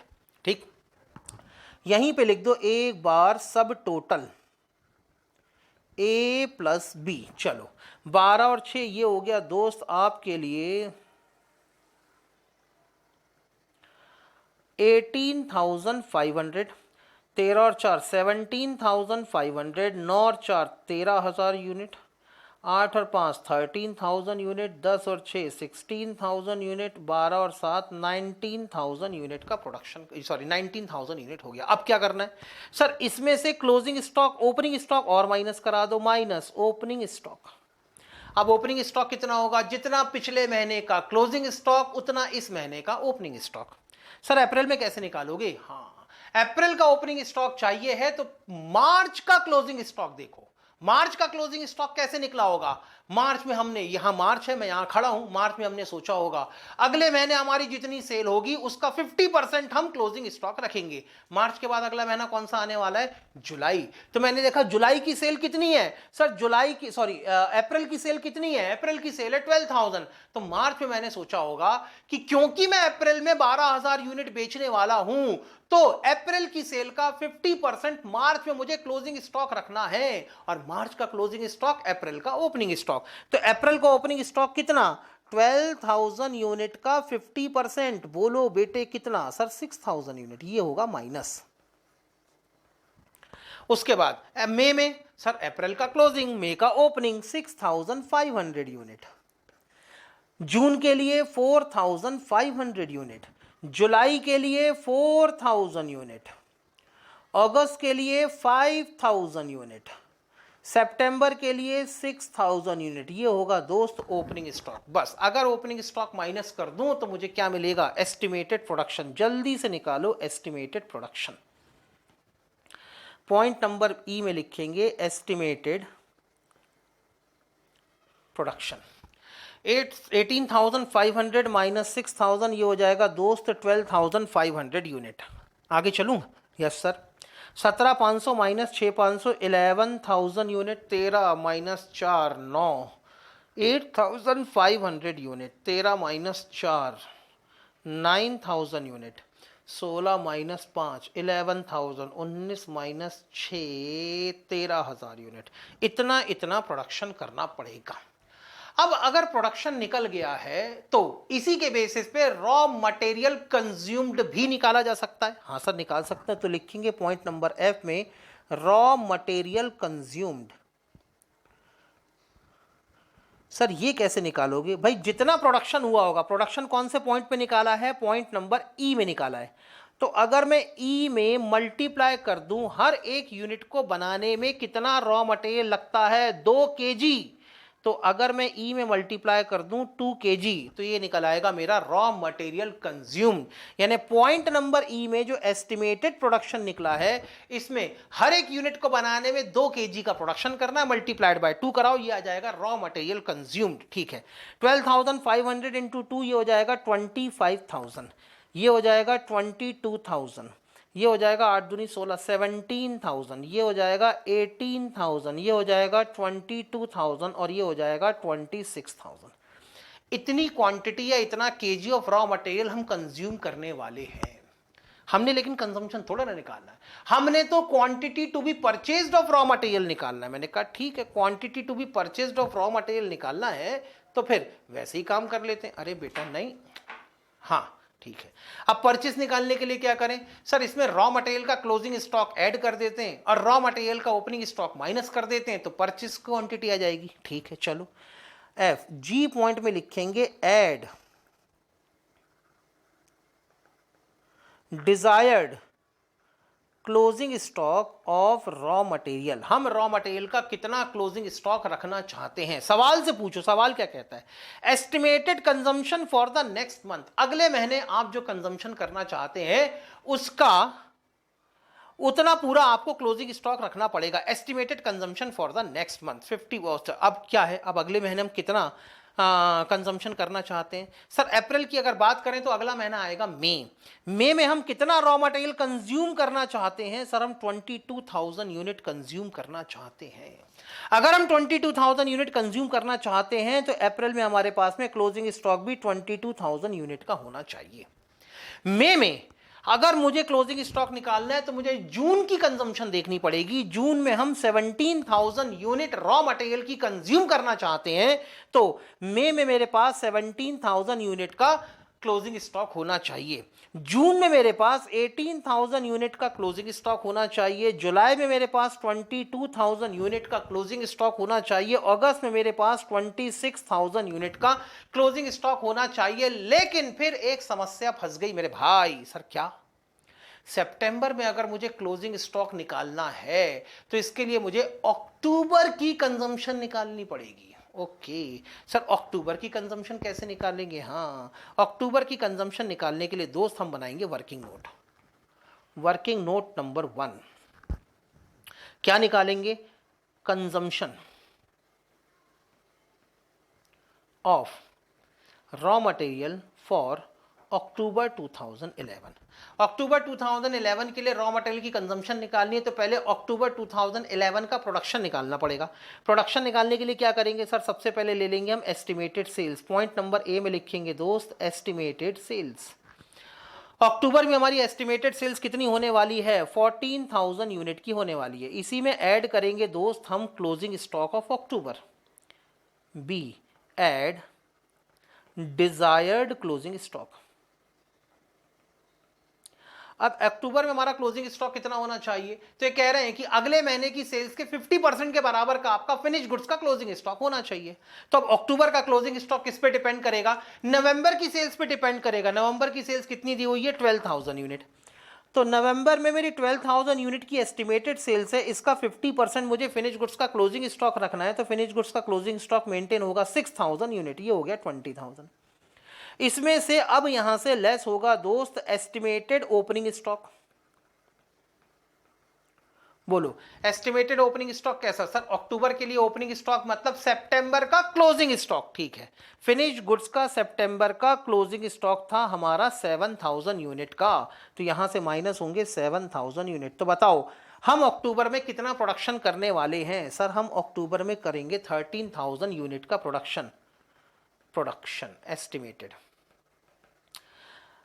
एस्टिमेटेड प्रोडक्शन होगा 13000 यूनिट का। अब मुझे देखना है कि मैं कितना रॉ मटेरियल कंज्यूम करूंगा। तो अगर मैं इसी में, ये हो गया पॉइंट नंबर डी, यहां पे लिखता हूं ऐड, ठीक है, raw material consumed, raw material consume, हर एक यूनिट को बनाने के लिए 2 kg ऑफ रॉ मटेरियल लगेगा at the rate of ₹2 kg per unit. तो अब क्लोजिंग स्टॉक कितना कंजम्पशन लगेगा? 13000 इंटू 2, ये हो जाएगा दोस्त 13000 unit into 2 is equal to 26000 unit. यानी अक्टूबर में मैं 26000 यूनिट का रॉ मटेरियल कंज्यूम करने वाला हूं। इसका मतलब सितंबर में मेरा क्लोजिंग स्टॉक भी कितना होना चाहिए? 26000 kg का क्लोजिंग स्टॉक मेरे पास में सितंबर में होना चाहिए। आगे चले? यस सर, चलो आगे, ठीक है। Add desired closing stock. अब क्या करें सर? एक बार यहाँ पे सब टोटल कर लो। मैंने कहा चलो ठीक है, एक बार यहाँ पे सब टोटल कर लिया जाए। EFGH पॉइंट में लिखेंगे सब टोटल, और ये सब टोटल किसका होगा? पॉइंट नंबर F और पॉइंट नंबर G का सब टोटल होगा। तो यहाँ पे लिखेंगे F प्लस G। 25000 प्लस 22000 ये हो जाएगा दोस्त 47000। 2 और 1 7 और 2 9, 39000, 35000, 20 और 10 30 और 10 40, 40000, 26 40, 48000, 6 दूनी 12, 2 2 4, 52000। इसी में से HI, अब इसी में से लेस कराओ opening stock, less opening stock. Opening stock कैसे निकालेंगे भाई? जो पिछले महीने का क्लोजिंग वो इस महीने का ओपनिंग। अब सर क्लोजिंग कैसे निकालेंगे? ओहो देखो, मार्च का ओपनिंग चाहिए तो, सॉरी अप्रैल का ओपनिंग चाहिए तो मार्च का क्लोजिंग देखो। मार्च में हमने क्या कहा होगा? अप्रैल में जितना रॉ मटेरियल कंज्यूम करेंगे उतना हमारे पास मार्च में क्लोजिंग स्टॉक होना चाहिए। अप्रैल में हम कितना रॉ मटेरियल कंज्यूम कर रहे हैं? 25000 यूनिट का। तो ये मार्च का क्लोजिंग स्टॉक रहा होगा 25000 यूनिट। तो यही अप्रैल का ओपनिंग स्टॉक बनेगा 25000 यूनिट। मई के लिए अब तो कहानी अलग है। ये लो, जो अप्रैल का क्लोजिंग स्टॉक वो मई के लिए ओपनिंग स्टॉक 22000 यूनिट, जून के लिए 17000 यूनिट, जुलाई के लिए 18000 यूनिट, अगस्त के लिए 22000 यूनिट, सितंबर के लिए 26000 यूनिट। ये है दोस्त ओपनिंग स्टॉक। आगे चले। अब अगर मैं ओपनिंग स्टॉक माइनस कर दूं तो क्या मिलेगा सर? इससे मिलेगा मटेरियल टू बी परचेज्ड। इतनी क्वांटिटी का मटेरियल हमने खरीदना है, ठीक है सर। पेज खत्म हो गया, मैं यहां पे कंटिन्यू कर देता हूं। 1 2 3 4 5 6, चलो शुरू करें। Yes sir. अब क्या मिलेगा सर? ओपनिंग स्टॉक माइनस कर दिए तो HIJ पॉइंट में मिलेगा सर अब raw material to be purchased. हमने कितना रॉ मटेरियल खरीदना है? हाँ सर, 47000 माइनस 25000, 47000 माइनस 25000 ये हो जाएगा दोस्त 22000 यूनिट।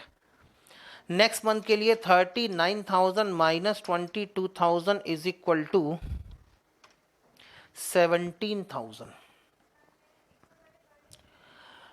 में जून के लिए हो जाएगा 35000 minus 17000 is equal to 18000 quantity of raw material खरीदेंगे।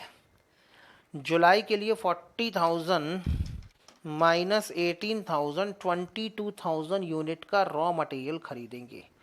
अगस्त में 48000 माइनस 22000 26000 यूनिट का रॉ मटेरियल खरीदेंगे। सितंबर में 52,000 minus 26,000 is equal to 26,000 unit का रॉ मटेरियल खरीदेंगे, raw material to be purchased. अब मुझे निकालना है cost of raw material purchased. अब cost of raw material purchase निकालना है तो क्या करें, जितनी क्वांटिटी हमने खरीदने हैं उसी को अगर रेट से मल्टीप्लाई कर दिया जाए तो फाइनली निकल जाएगा cost of raw material to be consumed. तो लिखेंगे HIJK पॉइंट में cost of raw material to be purchased.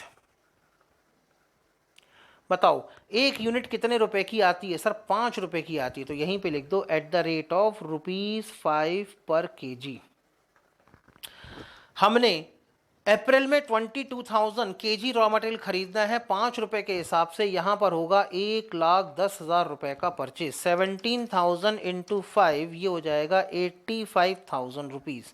18,000 into 5 90,000 rupees. 22,000 into 5 1,10,000। 26 into 5 ये हो जाएगा 1,30,000। 1,30,000। ये लो दोस्त, ये है आपका cost of raw material to be purchase. तो लो दोस्त, सारे बजट आपके एक ही स्टेटमेंट के अंदर आ गए। ठीक है, पहले हमने बनाया दोस्त यहाँ प्रोडक्शन बजट। प्रोडक्शन बजट के बाद प्रोडक्शन के बेसिस पर हमने निकाला raw material purchase budget quantity में, फिर उसी को रेट से मल्टीप्लाई करके हमने अपना परचेज बजट बनाया है। अगर किसी का कुछ छूटा होगा तो जल्दी से फटाफट लिखें, फिर आपके पास में 30 सेकंड का समय है और आपका समय शुरू होता है अब।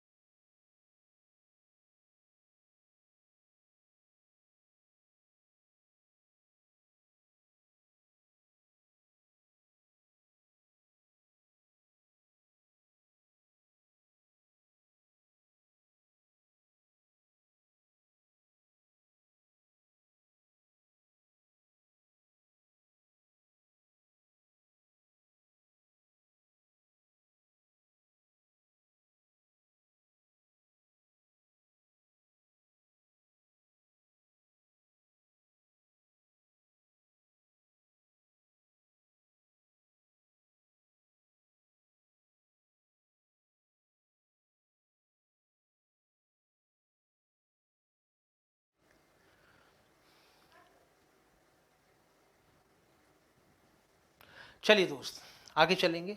आई थिंक आप लोगों का लिख के हो चुका होगा, जल्दी से आगे बढ़ेंगे। अगला क्या सर, एक क्वेश्चन और सॉल्व करेंगे, ये भी हमारे प्रोडक्शन बजट और परचेज बजट से रिलेटेड ही होगा। बस इसके बाद प्रोडक्शन और परचेज बजट खत्म, फिर हम मूव ऑन कर जाएंगे अगले टॉपिक की तरफ। ठीक है सर, अब क्वेश्चन कौन सा होगा दोस्त? अब क्वेश्चन होगा question number 7।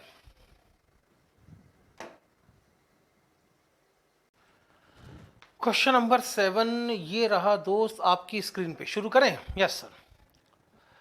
A single product company estimate its sales for the next year quarter wise as follows. Quarter 1, 2, 3, 4 चार क्वार्टर की सेल्स एस्टिमेटेड सेल्स दे रखी है, सेल्स बजट ही ऑलरेडी बना चुके। Opening stock of finish goods is 10,000 unit and the company expect to maintain the closing stock of finish goods at 16,250 unit at the end of year. यानी इस बार इन्होंने साल की शुरुआत का ओपनिंग स्टॉक दिया है और साल के आखिरी का इन्होंने क्लोजिंग स्टॉक दे रखा है। आगे चलते हैं। Production pattern in each quarter is based on 80% of the sales of current quarter and 20% of the next quarter। अब प्रोडक्शन कैसा होगा, ये कह रहे हैं कि इस क्वार्टर में हमारी जितनी, क्या कहना चाहिए, 80% of sales of current quarter, इस क्वार्टर में जितनी हमारी, एक पर्टिकुलर क्वार्टर में जो हमारी सेल्स है उसका 80% प्रोडक्शन उसी क्वार्टर में होगा और अगले क्वार्टर में जो सेल्स होने वाली है उसका 20% प्रोडक्शन प्रीवियस क्वार्टर में होगा। ठीक है, आगे चलते हैं। Opening stock of raw material in the beginning of year is 10,000 kg and the closing stock at the end of year is required to be maintained at 5,000 kg. Each unit of finished output required 2 kg of raw material. Company proposes to purchase the entire annual requirement of raw material in the first 3 quarters in the proportion at the price given below. ठीक है। साल भर की जो purchase है वो पूरा का पूरा रॉ मटेरियल ये शुरुआती 3 क्वार्टर में ही कर लेना चाहते हैं, यानी फर्स्ट, सेकंड और थर्ड क्वार्टर में ही ये पूरे साल भर का, चारों क्वार्टर का रॉ मटेरियल खरीद लेना चाहते हैं। फर्स्ट क्वार्टर में टोटल जितना रॉ मटेरियल हमको साल भर लगने वाला है उसका 30% ये फर्स्ट क्वार्टर में खरीदेंगे, उसका 50% ये सेकंड क्वार्टर में खरीदेंगे, और बचा हुआ एनुअल रॉ मटेरियल जितना हम परचेस करने वाले हैं उस सालाना परचेस रॉ मटेरियल का 20% थर्ड क्वार्टर में खरीद के कहानी खत्म कर देंगे। लेकिन समस्या है, पहले क्वार्टर में जो रॉ मटेरियल खरीदेंगे वो 2 रुपए के भाव से आएगा, दूसरे क्वार्टर में जो रॉ मटेरियल खरीदेंगे वो 3 रुपीज पर केजी के हिसाब से आएगा, और तीसरे क्वार्टर में जो बचा हुआ 20% रॉ मटेरियल खरीदेंगे वो 4 रुपए पर केजी के हिसाब से आएगा। The value of opening stock of raw material in the beginning of year is ₹20,000। You are required to present the following for the next year quarter wise production budget in unit. आपको quarter wise production budget बना के बताना है, यानी 4 quarter में आप कब कब कितना कितना प्रोडक्शन करेंगे ये बताना है। Raw material consumption budget in quantity, आप हर क्वार्टर में कितना कितना रॉ मटेरियल कंज्यूम करेंगे ये भी कैलकुलेट करके बताना है। Raw material purchase budget in quantity and value, साथ में रॉ मटेरियल की कितनी क्वांटिटी किस किस क्वार्टर में खरीदेंगे और उसकी मॉनेटरी वैल्यू क्या होगी ये भी कैलकुलेट करके बताना है। शुरू करें? यस सर, शुरू करते हैं। चलो फिर काम शुरू करेंगे। लिखेंगे यहां पे सॉल्यूशन नंबर 7। सॉल्यूशन नंबर 7 में सबसे पहले क्या बताना है सर? सबसे पहले तो प्रोडक्शन बजट बनाना है। तो एक काम करते हैं ना, प्रोडक्शन बजट में कितनी क्वांटिटी कंज्यूम करने वाले हैं, quantity of raw material per unit multiply कर देंगे तो सीधे सीधे क्या आ जाएगा, यहाँ पर कंजम्पशन भी आ जाएगा। तो परचेस प्रोडक्शन बजट और रॉ मटेरियल कंजम्पशन बजट भी बन गया। रॉ मटेरियल कंजम्पशन बजट बनने के बाद फिर, क्योंकि इस बार जो परचेस होने वाली है वो अलग अलग क्वार्टर में प्रोपोर्शनेट बेसिस पर अलग अलग होने वाली है, इसलिए वो परचेस बजट को हम अलग रखेंगे। ठीक है सर, तो यहां क्या बनाएंगे, यहां पे हम 2 बजट बनाएंगे। कौन कौन से 2 बजट बनाएंगे? पहला तो बजट बनाएंगे दोस्त हम यहां पर production budget as well as दूसरा बनाएंगे यहां पे रॉ मटेरियल कंजम्पशन बजट। तो लिखेंगे पॉइंट नंबर ए में production budget and raw material consumption budget।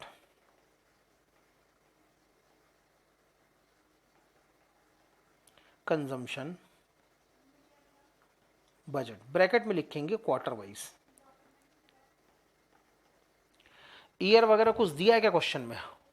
Year year year year year year for the year लिख दो बस। यहाँ पे ईयर तो दिया नहीं है इन्होंने, 10 11 12 क्या है, for the year dash dash dash करके छोड़ दो। अब इन्होंने क्वार्टर वाइज बेसिस मांगा है तो हम भी क्वार्टर वाइज बनाएंगे। 4 क्वार्टर के लिए 4 column, 1 column total, 1 column particular. तो जल्दी से दोस्त फॉर्मेटिंग करेंगे। 1 कॉलम रख लेता हूं मैं टोटल का, क्वार्टर 4, क्वार्टर 3, क्वार्टर 2, क्वार्टर 1 और 1 कॉलम पर्टिकुलर। ये लो, ये बन गया दोस्त हमारा फॉर्मेट। शुरू करेंगे। सबसे पहले लिखेंगे यहां particular quarter 1, quarter 2, quarter 3, quarter 4 और ये हो जाएगा टोटल। सबसे पहले क्या चाहिए सर? सबसे पहले तो प्रोडक्शन चाहिए। अब प्रोडक्शन कैसे निकालेंगे?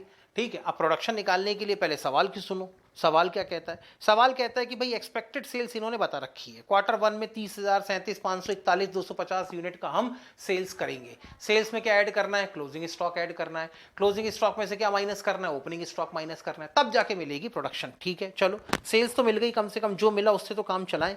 ए estimated sales, point number A होगा दोस्त यहां पर एस्टिमेटेड सेल्स। एस्टिमेटेड सेल्स है 30,000 यूनिट, दूसरा है 37,500 यूनिट, तीसरा है 41,250 यूनिट, चौथा है दोस्त 45,000 यूनिट। यानी अगर मैं टोटल करके देखूं तो साल भर में हम 30,000 plus 37,500 plus 41,250 plus 45,000 is equal to 1,53,750 units बेचने वाले हैं। सर अब इसमें ऐड करना है क्लोजिंग स्टॉक। क्लोजिंग स्टॉक के बारे में सवाल क्या कहता है? सर क्लोजिंग स्टॉक के बारे में सवाल तो ऐसा कुछ कहता नहीं है, बस उन्होंने इतना बता दिया कि साल की शुरुआत में ओपनिंग स्टॉक 10,000 यूनिट की होगी और साल के आखिरी में क्लोजिंग स्टॉक 16,250 यूनिट का होगा। अब क्लोजिंग स्टॉक निकालेंगे कैसे? ओहो, क्लोजिंग स्टॉक निकालेंगे कैसे? क्लोजिंग स्टॉक और ओपनिंग स्टॉक के बारे में ज्यादा इंफॉर्मेशन नहीं दी, इसीलिए अब मुझे मदद लेनी पड़ेगी इस लाइन की। The production pattern in each quarter is based on 80% sales of current quarter and 20% sales of next quarter। यानी किस क्वार्टर में कितना प्रोडक्शन करना है उसके लिए अब क्लोजिंग स्टॉक ऐड करके ओपनिंग स्टॉक माइनस करके ऐसे काम नहीं चलेगा। अब आपको देखना पड़ेगा कि हर एक क्वार्टर में जो प्रोडक्शन करना है या जो सेल्स करनी है उसके बेसिस पर होगा। क्या होगा? प्रोडक्शन पैटर्न, ये कह रहे हैं हमारा प्रोडक्शन कैसा होगा, based on 80% sales of the current quarter. जिस क्वार्टर में जितना सामान बेचना होगा उसका 80% उसी क्वार्टर में प्रोड्यूस होगा। और 20% प्रोडक्शन कब होगा? 20% प्रोडक्शन होगा अगले क्वार्टर में। अगले क्वार्टर की सेल्स का 20% प्रोडक्शन होगा। चालू करें? यस सर, शुरू करते हैं, लिखेंगे। अब यहां पे निकालना है मुझे प्रोडक्शन। प्रोडक्शन दो भागों में निकलेगा। सबसे पहले 80% of current sale, current quarter sale. Current quarter में हम जितना बेचने वाले हैं उसका 80% यही प्रोडक्शन होगा। यानी फर्स्ट क्वार्टर में हम 30,000 यूनिट बेचने वाले हैं, तो 30,000 यूनिट का 80% प्रोडक्शन जो होगा वो पहले क्वार्टर में ही होगा। ये हो गया 24,000 यूनिट। दूसरा, और क्या करना है, ये कह रहे हैं और कितना प्रोडक्शन होगा अगले क्वार्टर में। जो गुड्स हम बेचने वाले हैं उसका 20% प्रोडक्शन इसी क्वार्टर में होगा। अगले क्वार्टर में हम यहां पे लिखेंगे 20% ऑफ नेक्स्ट क्वार्टर्स सेल। अगले क्वार्टर की सेल का 20%। अगले क्वार्टर में हम बेचने वाले हैं 37,500 यूनिट। 37,500 यूनिट का 20% प्रोडक्शन यहीं करना पड़ेगा। 37,500 इंटू 20%, ये हो गया 7,500 यूनिट। यानी अगर मुझे फर्स्ट क्वार्टर में प्रोडक्शन करना है तो कितनी यूनिट का प्रोडक्शन करना है? 24,000 plus 7,500 is equal to 31,500 unit का प्रोडक्शन करना पड़ेगा। ये बन गया मेरा प्रोडक्शन बजट। इस बार closing stock minus opening stock का झमेला नहीं है। इस बार इन्होंने सीधे सीधे प्रोडक्शन को सेल से रिलेट करके ही बता दिया, बात ही खत्म हो गई। आगे चलें? यस सर, चलते हैं आगे। चलो अब क्वार्टर टू के लिए देखते हैं। क्वार्टर टू में हम 37,500 यूनिट बेचने वाले हैं, तो 37,500 यूनिट का 80% तो हमें क्वार्टर टू में ही प्रोड्यूस करना पड़ेगा। 37,500 का 80% हो गया दोस्त 30,000 यूनिट।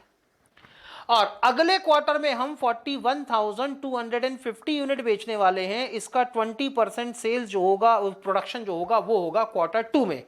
41,250 का 20%, ये हो गया 8,250। सेम चीज क्वार्टर थ्री में भी जाएगी। क्वार्टर थ्री में हम 41,250 यूनिट बेचने वाले हैं। इसका 80% प्रोडक्शन क्वार्टर थ्री में ही होगा। और क्वार्टर फोर में हम 45,000 यूनिट बेचने वाले हैं। इसका 20% प्रोडक्शन थर्ड क्वार्टर में ही हो जाएगा। 41,250 इंटू 80%, ये हो गया दोस्त 33,000 यूनिट। 45,000 इंटू 20%, ये हो गया दोस्त 9,000 यूनिट। सेम चीज कहां पे जाएगी? क्वार्टर फोर में भी जाएगी। क्वार्टर फोर में हम 45,000 यूनिट बेचने वाले हैं, तो 45,000 यूनिट का 80% प्रोडक्शन हम क्वार्टर फोर में ही करेंगे। 45,000 का 80%, 36,000 यूनिट हम क्वार्टर फोर में प्रोड्यूस करेंगे। अब सर क्वार्टर फाइव का क्या करें? क्वार्टर फाइव में कितना प्रोडक्शन, क्वार्टर फोर में कितना प्रोडक्शन करें? क्योंकि इसके लिए तो फिर अगले साल के पहले क्वार्टर की सेल्स चाहिए। अब अगले साल के पहले क्वार्टर की सेल्स तो सर कहीं दी नहीं है। ओके, अगले साल के पहले क्वार्टर की अगर सेल्स ना दी हो तब इसके लिए थोड़ा सा जुगाड़ लगाना पड़ेगा। सर क्या जुगाड़ लगाना पड़ेगा? आओ देखते हैं। सुनो, मैं एक वर्किंग नोट बना रहा हूं। Working note number 1, estimated production during the year. पूरे साल भर में हमारा कितना प्रोडक्शन हो सकता है ये निकालने की कोशिश करते हैं। Estimated production during the year. चलो कैसे निकालेंगे? यहां पर भी काम वहीं से शुरू होगा। एस्टिमेटेड सेल्स, साल भर में हम कुल मिला के कितनी क्वांटिटी बेचने वाले हैं? 1,53,750 यूनिट, 1,53,750 यूनिट। इसमें ऐड कर देते हैं, बी पॉइंट में कर देते हैं ऐड क्लोजिंग स्टॉक,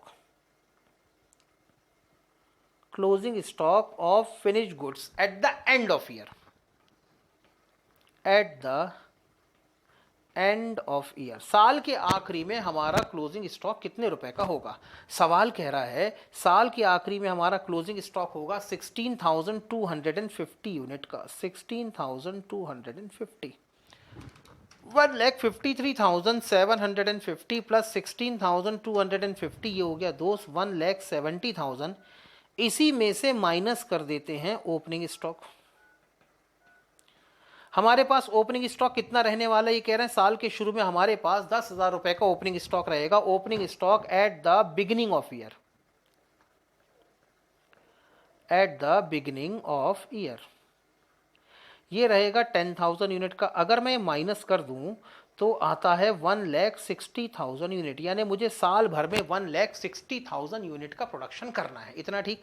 ये है annual estimated production, annual estimated production. मुझे साल भर में 1,60,000 यूनिट का प्रोडक्शन करना है। इतना क्लियर? Yes sir clear. अब देखते हैं हमने फर्स्ट क्वार्टर में कितना प्रोडक्शन कर लिया। अगर मैं सब टोटल करके देखूं यहां पर सब टोटल बी, तो 24,000 प्लस 7,500 यूनिट यानी 31,500 यूनिट का प्रोडक्शन तो मैंने पहले क्वार्टर में कर लिया। उसके बाद 30,000 प्लस 8,250 यानी 38,250 यूनिट का प्रोडक्शन मैंने दूसरे क्वार्टर में कर लिया। 33,000 plus 9,000 is equal to 42,000 unit का प्रोडक्शन मैंने तीसरे क्वार्टर में कर लिया। तो बताओ चौथे क्वार्टर में मुझे कितना प्रोडक्शन करना चाहिए? देखो साल भर में हमारा टोटल प्रोडक्शन होना चाहिए 1,60,000 यूनिट का होना चाहिए। 1,60,000 यूनिट का मुझे पूरे साल भर में प्रोडक्शन करना है।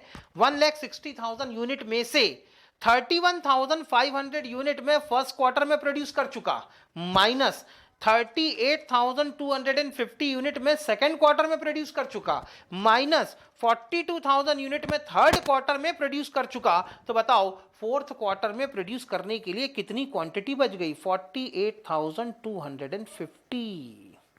48,250 में से 36,000 यूनिट तो हमारी करेंट क्वार्टर की सेल्स के बेसिस पर ही कैलकुलेट हो गई। तो अब बची कितनी?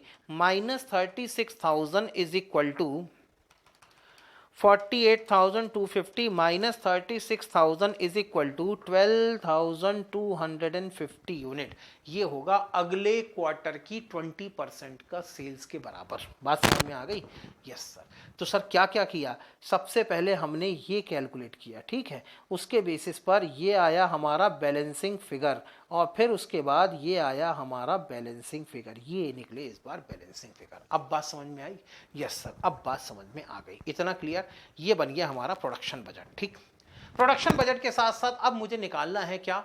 अब मुझे निकालना है यहाँ पर रॉ मटेरियल कंजम्पशन। कितनी क्वांटिटी हम रॉ मटेरियल की कंज्यूम करेंगे। तो यहीं पे निकाल लेते हैं सी पॉइंट पे, raw material consumed, raw material to be consumed. हम कितना रॉ मटेरियल कंज्यूम करेंगे? रॉ मटेरियल कंज्यूम होगा at the rate of 2 kg। 2 kg थे ना पर, कहाँ है हाँ 2 kg output required 2 kg of raw material. ठीक है, at the rate of 2 kg per unit. तो रॉ मटेरियल कंजम्पशन होगा फर्स्ट क्वार्टर में 31,500 into 2 is equal to 63,000 kg का। सेकेंड क्वार्टर में होगा 38,250 इंटू 2 76,500 kg का। उसके बाद 42,000 into 2 is equal to 84,000 kg का रॉ मटेरियल थर्ड क्वार्टर में कंज्यूम होगा। 48,250 इंटू 2 96,500 यूनिट का रॉ मटेरियल कंज्यूम होगा हमारा फोर्थ क्वार्टर में। तो बताओ कुल मिला के साल भर में कितना रॉ मटेरियल कंज्यूम हुआ? 63,000 प्लस 76,500 प्लस 84,000 प्लस 96,500 यानी कुल मिला के हमारा रॉ मटेरियल कंज्यूम होगा 3,20,000 यूनिट का, या 3,20,000 केजी का रॉ मटेरियल कंज्यूम होगा। दो चीजें निकालनी थी। पहला निकालना था हमने किस क्वार्टर में कितना प्रोडक्शन करना है, निकाल लिया। उसके बाद हमने निकालना था किस क्वार्टर में कितना रॉ मटेरियल हमने कंज्यूम करना है, वो भी निकाल लिया। अब बनाएंगे दोस्त हम finally purchase budget. Purchase budget बनाने के लिए मुझे कितना रॉ मटेरियल खरीदना है पहले वो निकालना पड़ेगा। लगे हाथों, चलो सबसे पहले लिखेंगे point number D, quantity to be purchase of raw material. Raw material की हम कितनी क्वांटिटी खरीदेंगे। ठीक, कहां से शुरू करेंगे? सबसे पहले शुरू करेंगे raw material to be consumed. Raw material to be consumed, हम कितना रॉ मटेरियल कंज्यूम करने वाले हैं? 3,20,000 केजी का रॉ मटेरियल कंज्यूम करने वाले हैं। इसी में ऐड करेंगे desired closing stock of raw material. Desired closing stock of raw material, हमारे पास रॉ मटेरियल का कितना क्लोजिंग स्टॉक होना चाहिए? पूछो सवाल से। सवाल कह रहा है कि साल की शुरुआत में रॉ मटेरियल का ओपनिंग स्टॉक 10,000 यूनिट का होना चाहिए और क्लोजिंग स्टॉक 5,000 किलो का मेंटेन करना है। तो डिजायर्ड क्लोजिंग स्टॉक होगा दोस्त 5,000 केजी का, तो ये हो गया 3,25,000 केजी। इसमें से अब लेस कराओ estimated opening stock, estimated opening stock of raw material. Estimated opening stock of raw material कितना है? तो सवाल कह रहा है कि साल की शुरुआत में हमारे पास 10,000 किलो के रॉ मटेरियल का ओपनिंग स्टॉक होगा 10,000 केजी। ये हमने दोस्त यहाँ से माइनस कराना है, तो ये हो गया 3,15,000 केजी। इतनी क्वांटिटी ऑफ रॉ मटेरियल हमने साल भर में खरीदनी पड़ेगी। तो लिखेंगे इसी के आगे material to be purchased, material to be purchased. साल भर में हमने इतना रॉ मटेरियल खरीदना है। अब किस क्वार्टर में कितना रॉ मटेरियल खरीदना है वो हमारे सवाल ने बता रखा है। ये कह रहे हैं फर्स्ट क्वार्टर में हम टोटल रिक्वायरमेंट का 30% खरीदेंगे, सेकंड क्वार्टर में हम टोटल रिक्वायरमेंट का 50% खरीदेंगे और थर्ड क्वार्टर में हम टोटल रिक्वायरमेंट का 20% रॉ मटेरियल खरीदेंगे। तो बस इसी के बेसिस बन जाएगा हमारा रॉ मटेरियल परचेज बजट। तो अब लिखेंगे पॉइंट नंबर सी में raw material purchase budget, purchase budget. अब रॉ मटेरियल परचेज बजट बनाना है तो क्या करेंगे? पहले एक कॉलम बनाएंगे क्वार्टर का, फिर उसके बाद हम बनाएंगे यहाँ पे quantity to be purchased, quantity to be purchased, हमने कितनी क्वांटिटी हर एक क्वार्टर में खरीदनी है। फिर उसके बाद रेट पर केजी, और उसके बाद आ जाएगा दोस्त अमाउंट। सबसे पहले बात करते हैं क्वार्टर वन की। क्वार्टर वन में हमने कितनी क्वांटिटी खरीदनी है? सवाल कह रहा है साल भर में जितनी क्वांटिटी खरीदनी हो 3,15,000 यूनिट, इसका कितना परसेंट? 30% क्वार्टर वन में खरीदा जाएगा इंटू 30% इज इक्वल टू 3,15,000 का 30%, 94,500 केजी ऑफ रॉ मटेरियल हम क्वार्टर वन में खरीदेंगे। और क्वार्टर वन में हमारे लिए रेट एप्लीकेबल क्या होगा? 2 रुपए का। तो रेट पर यूनिट होगा 2 रुपए का, इंटू अगर 2 कर दूं तो क्वार्टर वन में हम 1,89,000 रुपीज का रॉ मटेरियल खरीदेंगे। क्वार्टर टू में हम साल भर 3,15,000 का 50% रॉ मटेरियल परचेस करेंगे। 3,15,000 का 50%, ये हो गया दोस्त 1,57,500, sorry 1,57,500 KG of raw material खरीदेंगे। सेकंड क्वार्टर में जो रेट एप्लीकेबल होगा वो होगा 3 रुपए का, ये हो जाएगा दोस्त 4,72,500। थर्ड क्वार्टर की बात करते हैं, 3,15,000 ये एनुअल मटेरियल परचेस करना है, इसका 20% हम थर्ड क्वार्टर में परचेस करेंगे, इज इक्वल टू कितना? 3,15,000 का 20% 63,000 केजी हम थर्ड क्वार्टर में परचेस करेंगे और यहाँ पर रेट एप्लीकेबल होगा 4 रुपए। तो थर्ड क्वार्टर में हम 2,52,000 रुपीज का रॉ मटेरियल एक्सपेक्टेड है कि खरीदें। तो बताओ टोटल कितना हो गया सर? टोटल हम 3,15,000 kg ऑफ रॉ मटेरियल खरीदने वाले हैं और इसकी टोटल कॉस्ट होगी 2,52,000 plus 4,72,500 plus 1,89,000 is equal to 9,13,500। ये होगा दोस्त हमारा raw material purchase budget. Information इसमें थोड़ी सी अलग तरीके से दी हुई थी, हालांकि सवाल के अंदर कुछ था नहीं। क्वेश्चन पढ़ो और जैसा जैसा क्वेश्चन में लिखा था वैसा वैसा सिर्फ प्रोसेस करते चले जाओ, आंसर अपने आप आएगा। आंसर के पीछे मत भागो, आंसर को तुम्हारे पीछे भागने दो। तो दोस्तों ये आज की हमारी क्लास का आखिरी लेक्चर था। आज हमने प्रोडक्शन और परचेज बजट के एडवांस लेवल के क्वेश्चन भी सॉल्व कर लिए। सर आगे क्या करना है? पहले लिखने के पहले मेरी बात ध्यान से सुनो, नहीं तो बाद में भूल जाऊंगा। सबसे पहले आपने सॉल्व किया था क्वेश्चन नंबर 1, जिसके अंदर हमने बताया था सेल्स बजट। ये जो सेल्स बजट बनाया था, सेल्स बजट के आगे क्वेश्चन नंबर 1 के आगे ब्रैकेट में लिखो रिवीजन। सर ऐसा क्यों लिख रहे हो? ऐसा इसलिए लिख रहा हूं कि एग्जाम के समय जिसमें मैं रिवीजन लिखवा रहा हूं, आपको सिर्फ उन्हीं क्वेश्चंस को रिवाइज करना है। उन क्वेश्चन को रिवाइज करते से ही आपको पूरा का पूरा उससे रिलेटेड जितने भी एडजस्टमेंट हैं याद आ जाएंगे। ठीक, सारे क्वेश्चन रिवाइज करना प्रैक्टिकली पॉसिबल नहीं होता, इसीलिए थर्ड क्वेश्चन छोड़ दो, फोर्थ भी छोड़ दो, फिफ्थ क्वेश्चन को भी छोड़ दो, सिक्स्थ क्वेश्चन, हाँ सिक्स्थ क्वेश्चन को डाल दो रिवीजन में। सिक्स्थ क्वेश्चन के आगे भी लिखें रिवीजन। एग्जाम के समय आपने सिक्स्थ क्वेश्चन की रिवीजन करनी है और साइड बाय साइड एग्जाम के अंदर आपको सेवंथ क्वेश्चन की रिवीजन भी करनी है। सर ऐसा क्यों? क्योंकि सेवंथ क्वेश्चन के अंदर नॉर्मल तरीके से हम जो प्रोडक्शन निकालते हैं वैसे नहीं निकाला गया है, कुछ अलग इंफॉर्मेशन दी हुई थी, एडजस्टमेंट थोड़ा सा इसके अंदर अलग था। तो क्वेश्चन नंबर 1, क्वेश्चन नंबर 6 और क्वेश्चन नंबर 7, इन तीनों के आगे आप रिवीजन लिखेंगे। एग्जाम के समय आपको सिर्फ इन 3 क्वेश्चन के रिवीजन करने हैं यहां तक। आगे जब चैप्टर आगे और जैसे जैसे क्वेश्चन सॉल्व करेंगे मैं ऐसे ही रिवीजन पे टिक करवाते रहूंगा। ठीक, यस सर ठीक। अब आपका जो जो छूट गया होगा जल्दी फटाफट लिखें। हर एक पेज में छूटा हुआ लिखने के लिए आपको 30 सेकंड का समय मिलेगा। और मेरे भाइयों बहनों दोस्तों बंधुओं सखा, आपके 30 सेकंड शुरू होते हैं।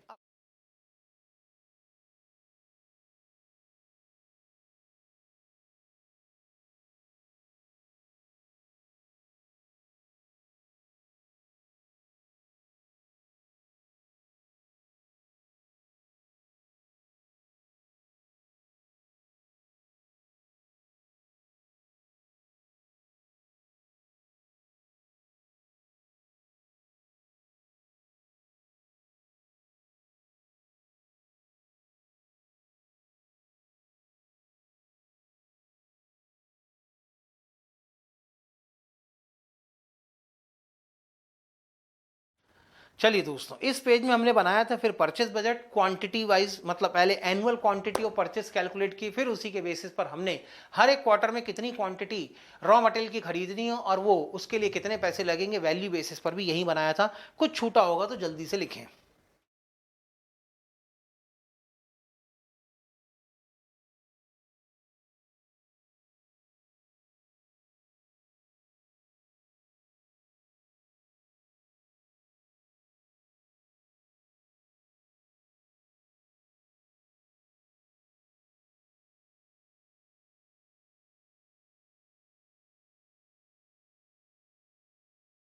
चलिए दोस्त, आज की क्लास हमारी यहीं समाप्त होती है। इसको यहीं पर विराम लगाते हैं। पूर्ण विराम तो नहीं लगा रहे, फिलहाल हम अपनी क्लास का आज टेम्परेरी विराम यहीं लगाते हैं। अगली क्लास के अंदर, अगले लेक्चर के अंदर फिर कुछ नए टाइप के बजट के बारे में बात होगी, फिर कुछ नया ज्ञान सीखेंगे, फिर कुछ नए ज्ञान का प्रकाश प्राप्त करेंगे। तब तक के लिए दोस्त बाय बाय।